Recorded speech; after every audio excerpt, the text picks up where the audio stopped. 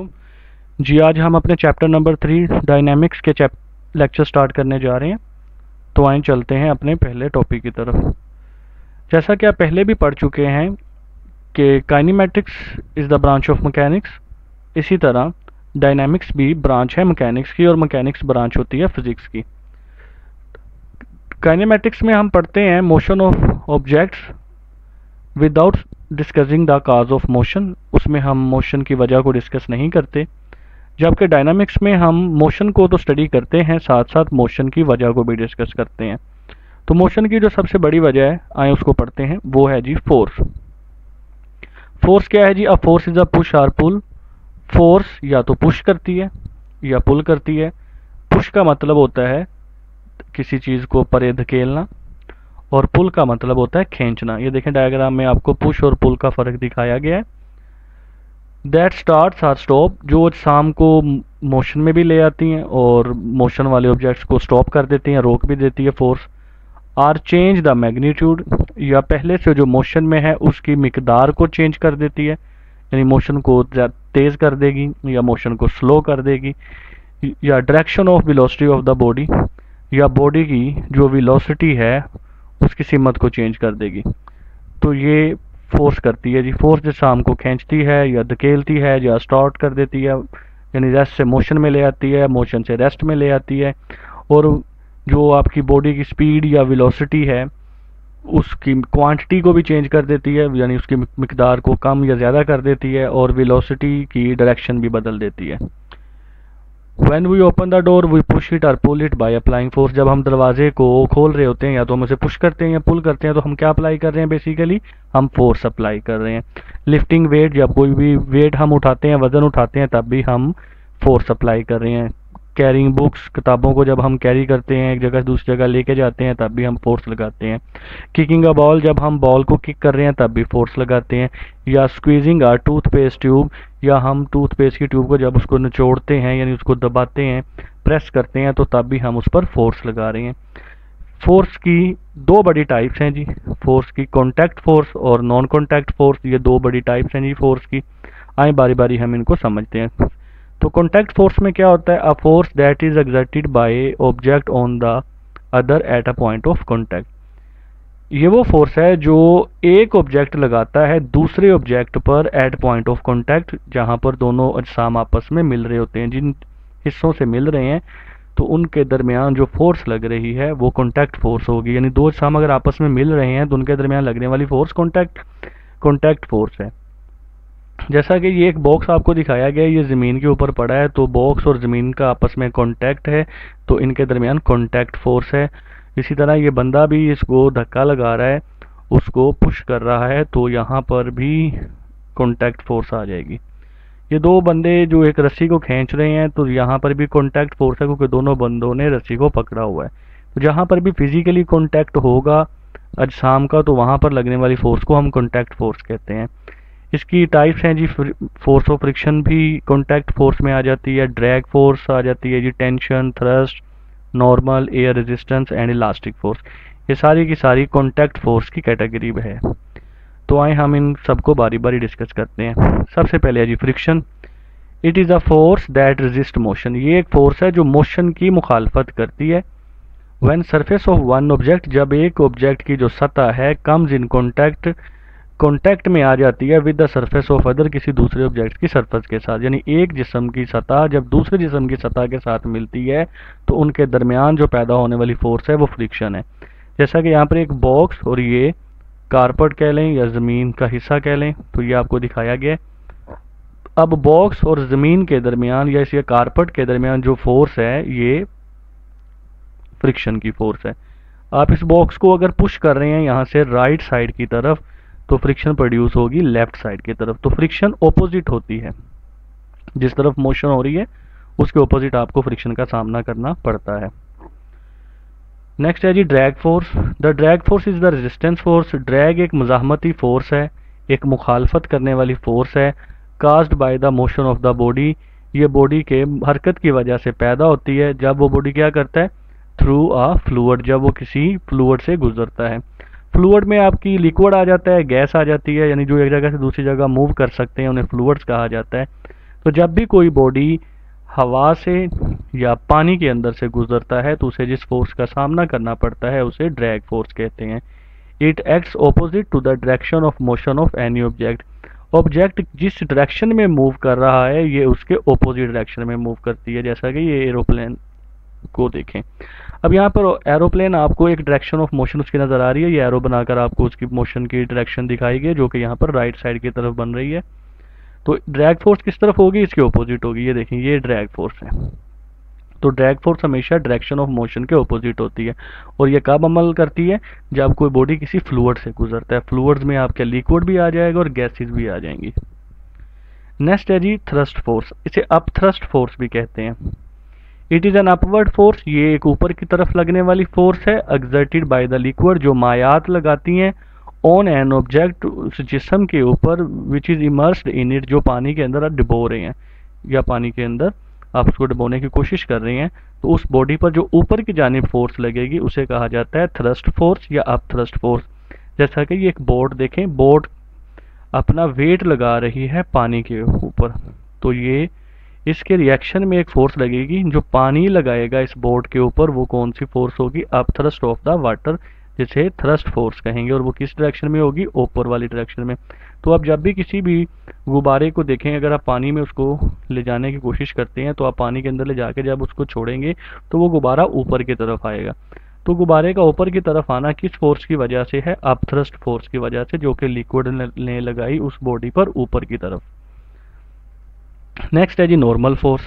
It is the force of reaction, ये एक रद्द अमल की फोर्स है, एक्सर्टेड बाय द सरफेस, जो कि वो सतह लगाती है on an object lying on it, जिस सतह के ऊपर आपने ऑब्जेक्ट को रखा है। जैसे ये एक टेबल पड़ा है, ये एक टेबल की सरफेस है, इस टेबल की सरफेस के ऊपर बॉक्स पड़ा है, तो बॉक्स अपना वेट लगा रहा है on the surface of the table, नीचे की तरफ, जो कि सरफेस के ऊपर लगाएगा अपना वेट। अब टेबल इस पर एक ऑपोजिट फोर्स लगाएगा, यानी जैसे हम पढ़ देते हैं न्यूटन्स के लॉ में, every action has a reaction which is equal in magnitude but opposite in direction. हर अमल का एक रद्द अमल होता है। तो यहाँ पर जो बॉक्स का अमल है, एक्शन है, वो वेट है, वो डाउनवर्ड अमल कर रहा है on the surface of the table. तो टेबल यहाँ पर इस पर रिएक्शन फोर्स लगाएगा ऊपर की तरफ, जिसे हम क्या बोलते हैं, नॉर्मल फोर्स। तो नॉर्मल फोर्स क्या होता है, रिएक्शन फोर्स होता है उस सरफेस का जिसके ऊपर कोई ऑब्जेक्ट पड़ा है। जैसे हम टेबल के ऊपर किताब रख देंगे तो किताब अपनी वेट लगाएगी टेबल की सतह के ऊपर, तो टेबल उसके रिएक्शन में एक नॉर्मल फोर्स लगाएगा ऊपर की तरफ। दिस फोर्स एक्ट्स आउटवर्ड, ये फोर्स ऊपर की जानिब या बाहर की तरफ अमल करती है, and perpendicular to the surface, और सरफेस के साथ 90 का जाविया बनाती है, 90 का एंगल बनाती है। तो ये थी जी नॉर्मल फोर्स। नेक्स्ट है जी एयर रेजिस्टेंस, हवा की मुज़ाहमत क्या होती है। It is the resistance offered by air, ये वो मुखालफत है जो हवा लग करती है, ये वो मुखालफत है, वो मुज़ाहमती फोर्स है जो हवा लगाती है। When object fall through it, जब कोई ऑब्जेक्ट उसमें से गुजरता है, यानी हवा से जब कोई ऑब्जेक्ट गुजर रहा होगा, ऊपर की से नीचे की तरफ गिर रहा होगा, हवा के अंदर से गिर रहा होगा, तो हवा जो उस पर ऊपर की तरफ फोर्स लगाएगी उसे एयर रेजिस्टेंस कहते हैं। जैसे ये बंदा फ्री फॉल आपको नज़र आ रहा है, जिसमें ग्रेविटी की वजह से वो बॉडी नीचे की तरफ जा रहा है, लेकिन नीचे से जो हवा है वो इस पर एयर रेजिस्टेंस लगाएगी, किस तरफ, ऊपर की तरफ। जैसे यहाँ पर देखें, इसमें भी एयर रेजिस्टेंस ऊपर की तरफ अमल करेगी। तो ये वो रेजिस्टेंस फोर्स है जो कोई बॉडी हवा के अंदर से आज़ादाना गिरता है, फ्री फॉल करता है। टेंशन फोर्स क्या है जी, it is a force experience by the rope, ये वो फोर्स है जो डोरी में पैदा होती है, डोरी में आप इसको एक्सपीरियंस करते हैं, रस्सी में आप इसको एक्सपीरियंस करते हैं। कब, व्हेन अ पर्सन और लोड पुल्स इट, जब बंदा या तो रस्सी को खींचे या कोई वजन रस्सी को जब खींचेगा, तो जो रस्सी में तनाव आपको महसूस होगा, जो रस्सी में आपको तनाव महसूस होगा, वो बेसिकली टेंशन होती है। तो रस्सी का जो तनाव या धागे का जो तनाव है वो टेंशन की फोर्स है। तो ये देखें, एक रस्सी है जिसको दो बंदे ऑपोजिट डायरेक्शन में खींच रहे हैं, जब इसको रस्सी को ये खींचेंगे तो उसमें जो फोर्स पैदा होगी रस्सी में, वो एक टेंशन की फोर्स होगी। यहाँ पर एक स्पोर्ट के साथ एक धागा लटका हुआ है और धागे के साथ एक नीचे जिस्म बांधा हुआ है, तो जिस्म की वजह से इस धागे के अंदर जो फोर्स पैदा होगी ऊपर की तरफ, वो कौन सी फोर्स होगी, टेंशन की फोर्स होगी। तो ये रस्सी या धागे में पैदा होती है, या तो इसको जब कोई बंदा खींचेगा उसको तब वो पैदा होगी, या कोई उसके साथ जिस्म या वजन लटकाया जाएगा तब वो पैदा होगी। नेक्स्ट है जी elastic force. It is a force that brings certain material, ये वो फोर्स है जो लेकर आते हैं कुछ मटेरियल, जो लेकर आती है कुछ मटेरियल्स को back to their original shape, उनकी असल शेप में। देखें, जब आप स्प्रिंग को कंप्रेस करें, तो जब स्प्रिंग को आप कंप्रेस करेंगे तब आप जब उसको छोड़ेंगे तो वो अपनी असल हालत की तरफ वापस आएगा। तो असल हालत की तरफ जो लाने वाली फोर्स है वो इलास्टिक फोर्स है। ठीक है, तो आफ्टर बीइंग डिफॉर्म्ड, यानी शक्ल की आपने किसी भी बॉडी की शक्ल तब्दील की फोर्स लगा के, जैसे ये स्प्रिंग आपको दिखाया गया है, इसको आप दो तरह कंप्रेस कर सकते हैं, दबा सकते हैं, स्ट्रेच कर सकते हैं, इसको लंबा कर सकते हैं, खींच सकते हैं। तो जब उसके बाद आप इसको छोड़ेंगे तो ये अपनी पहली हालत में वापस जाएगा। तो जिस्म का पहली हालत की तरफ वापस जाना एक फोर्स की वजह से होता है जो इलास्टिक फोर्स कहलाती है। तो ये स्प्रिंग मटेरियल्स में भी होती है, ये आपकी स्ट्रेच्ड बो में भी होती है, और ये आपकी स्लिंग में भी होती है, आपकी गुलेल में भी होती है। तो ये वो फोर्स है जो बॉडीज को उनकी ओरिजिनल हालत की तरफ लेके आते हैं जब आप उनकी शक्ल तब्दील कर चुके होते हैं किसी ना किसी तरह फोर्स लगा के। तो ये थी हमारी कॉन्टैक्ट फोर्सेस। अब आ रही है जी नॉन कॉन्टैक्ट फोर्स। अब फोर्स बिटवीन टू ऑब्जेक्ट्स, ये फोर्स दो अजसाम के दरमियान होती है which are not in physically contact, लेकिन वो बॉडी आपस में फिजिकली कॉन्टैक्ट में नहीं होते। एग्जाम्पल से बात समझते हैं। देखें, सबसे आसान आपके लिए बात है जी ग्रेविटेशनल फोर्स, ज़मीन की ग्रेविटी। अब देखें, कोई बॉडी को आप ज़मीन से ऊपर भी रखें, जैसे आप ज़मीन के ऊपर खड़े हो जाएं और अपने हाथ में कोई भी आप पेंसिल पकड़ लें और आप उस पेंसिल को छोड़ेंगे तो वो ज़मीन की तरफ जाएगी। तो वो ज़मीन की तरफ क्यों गई? ज़मीन की ग्रेविटेशनल फोर्स की वजह से। तो ये एक नॉन कॉन्टैक्ट फोर्स थी, हता कि ज़मीन और पेंसिल आपस में पहले जुड़े हुए मिले हुए नहीं थे, तो इनके दरमियान फासला था, लेकिन ये फिर भी ज़मीन फोर्स लगा रही है। तो वो तमाम फोर्सेज को हम नॉन कॉन्टैक्ट फोर्सेज कहते हैं जो कि दूर से लग जाती हैं, जिससे हमका आपस में फिजिकल कांटेक्ट होना लाजमी नहीं है। जैसे मैग्नेट में भी ऐसा होता है, मकनातीस की भी फोर्स दूर से लग जाती है जिसमें फिजिकली कांटेक्ट मैग्नेट का होना लाजमी या ज़रूरी नहीं होता। इसी तरह इलेक्ट्रोस्टैटिक फोर्स भी एक नॉन कॉन्टैक्ट फोर्स है। किस तरह? अगर आप एक बॉडी को चार्ज करें, आप गुब्बारे को किसी रेशमी कपड़े के साथ रगड़ेंगे तो उसके ऊपर चार्ज आ जाएगा गुब्बारे के ऊपर। तो अगर आप उसको कागज़ के टुकड़ों के करीब लेके आएंगे तो कागज़ के टुकड़ों को वो आपस में करीब करेंगे तो कागज़ के टुकड़ों को वो अपने साथ अट्रैक्ट कर लेगा। तो जो कि एक नॉन कॉन्टैक्ट फोर्स की एग्जांपल है कि आपने कागज़ के टुकड़ों को गुब्बारे के साथ मिलाया नहीं, लेकिन करीब करने पर ही उसने गुब्बारे ने उनके कागज़ के टुकड़ों को अपनी तरफ खींच लिया, जो कि नॉन कॉन्टैक्ट फोर्स है। तो मैग्नेटिक फोर्स भी नॉन कॉन्टैक्ट होती है, ग्रेविटेशनल फोर्स भी, इलेक्ट्रोस्टैटिक फोर्स भी, इसी तरह स्ट्रॉन्ग और वीक न्यूक्लियर फोर्स, न्यूक्लियस की जो ताकत वाली और जो कमज़ोर फोर्सेज होती हैं वो भी नॉन कॉन्टैक्ट फोर्सेज हैं। सबसे पहले हम ग्रेविटेशनल फोर्स को पढ़ते हैं जी। It is the force of attraction, ये कशिश की फोर्स है, that exist among all the bodies, ये तमाम बॉडीज के दरमियान पाई जाती है, विच हैव मास, जिनका कोई ना कोई मास होता है। तो ग्रेविटेशनल फोर्स वो फोर्स है जो तमाम ऑब्जेक्ट्स के दरमियान पाई जाती है जिनका कोई ना कोई मास या वेट होता है। It is a long range force, ये दूर से अमल करने वाली भी फोर्स है, जिसके बारे में हमें न्यूटन ने लॉ पेश किया है। उस लॉ में हमारे पास जो फार्मूला है वो है जी F is equal to capital G m1 m2 over r square. अब इसमें कैपिटल G क्या है, m1 m2 क्या है, r क्या है, इसको हम समझते हैं। m1 and m2 are two masses, दो मासेस होंगे जिनके दरमियान आप ग्रेविटेशनल फोर्स फाइंड करना चाह रहे हैं। डिस्टेंस r अपार्ट, उनके दरमियान जो फासला होगा वो r है, और g is a gravitational constant. Capital G जो होता है वो ग्रेविटेशनल का कांस्टेंट है, इसकी वैल्यू आपको याद रखनी चाहिए 6.673 10 to power -11 newton metre square पर केजी स्क्वायर। तो यहाँ पर आपको ये लॉ ज़मीन और मून पर अप्लाई करके दिखाया गया है कि देखें, ज़मीन और मून दोनों एक दूसरे को अपनी तरफ खींचेंगे। तो ज़मीन जो मून पर फोर्स लगाएगा वो F2 होगी, और जो मून ज़मीन के ऊपर फोर्स लगा रहा है अपनी तरफ वो F1 है। इनका दरमियानी फासला r है। तो यहाँ पर हम ग्रेविटेशनल लॉ अप्लाई करके दोनों का मास और उनके दरमियान का रेडियस, यानी कि उन दोनों के दरमियान का डिस्टेंस फाइंड करके और कैपिटल G की वैल्यू लगा के हम ज़मीन और चांद के दरमियान ग्रेविटेशनल फोर्स इस फार्मूले से फाइंड कर सकते हैं। तो ये वो फोर्स है जो हर उस बॉडी के दरमियान पाई जाती है कायनात में जिनका कोई ना कोई मासिस होता है।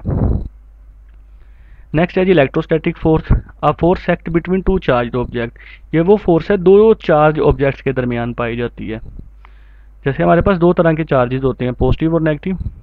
अगर ऑपोजिट चार्ज हैं आपके पास तो वो अट्रैक्ट करते हैं एक दूसरे को, और जो सिमिलर चार्जेस होते हैं वो रिपेल करते हैं।